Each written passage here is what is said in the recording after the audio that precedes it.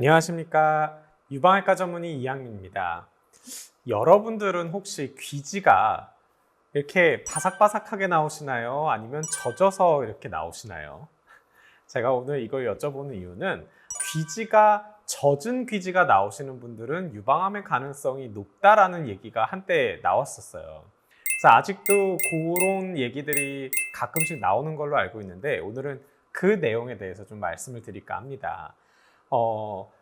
귀지를 만드는 셈이 아포크린 셈이라는 게 있어요. 근데 그거는 유선셈이랑 똑같습니다. 그래서 이게 연관이 있지 않을까 그래서 의사들이 연구를 했는데 이 귀지가 젖은 귀지가 나오는 게 ABCC11이라는 유전자가 있어요. 그게 있는 사람들은 귀지가 아포크린 셈이 발달을 하면서 겨드랑이나 유선 그리고 귀에서 이런 분비물이 많이 나온다고 되어 있어요. 그래서 액취층이 있는 분들도 많고 귀지가 젖은 귀지가 나오는 사람들이 많이 있다고 그렇게 보고가 되어 있는 그런 유전자입니다. 그래서 의사들이 한번 일본에 있는 의사 한 명이 뭐를 연구를 했냐면 유방암에 걸린 환자와 유방암에 걸리지 않는 환자를 양쪽 한 270명 정도를 구분을 해갖고 ABCC11 유전자가 어느 정도 발현이 되는지를 한번 확인을 해봤어요.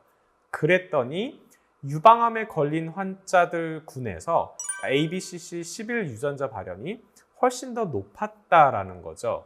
그리고 유방암이 없는 환자에서는 대부분 ABCC11 유전자가 발현이 안 됐다라고 되어 있습니다. 그래서 귀지가 젖은 귀지가 있는 사람들은 유방암이 그만큼 잘 걸릴 수가 있다. 그게 어느 정도 되냐? 60% 정도에서 많게는 한 2배까지도 좀 차이가 날 수 있다. 그렇게 얘기를 하고 있습니다.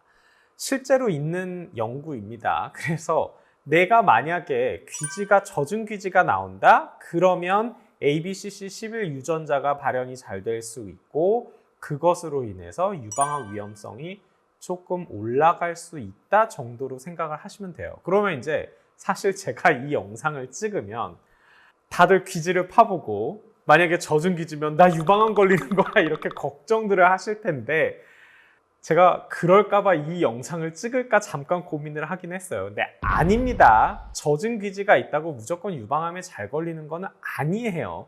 그냥 그럴 가능성이 있다는 거고 사실 이 연구 자체가 귀지의 상태에 따라서 유방암 발생이 어느 정도 차이가 나는지를 본 연구가 아닙니다. 그냥 유방암 환자에서 ABCC11 유전자가 어느 정도 발현이 되고 아닌 사람들에서 어느 정도 발현, 그 차이를 본 거기 때문에 사실 이게 직접적으로 유방암과 관련이 있다라고 보기는 조금 어려워요. 정말로 이게 유방암에 영향이 있는지를 확인하려면 그 유전자가 있는 사람과 없는 사람을 쭉 10년 동안 추적 관찰을 해서 유방암 발생이 어느 정도 되는지를 보는 그런 연구를 해야 되는 겁니다. 그래서 그냥 우연하게 나온 걸 가능성도 꽤 있는 연구예요. 그리고 사실 그거 말고 후속 연구가 있는지 봤는데 없습니다. 그렇다는 얘기는 내 귀지가 젖은 귀지가 나온다고 해서 무조건 유방암을 걱정하실 필요는 없는데 이론적으로는 조금 가능성이 약간 더 올라갈 수 있다. 따져보면 기본적으로 귀지가 마른 귀지이신 분들이 예를 들면 1000명당 여성분들이 유방암이 대략 한 2명 정도라고 치면 귀지가 젖은 귀지이신 분들은 1000명 중에서 3명 정도가 유방암에 걸린다고 보시면 돼요.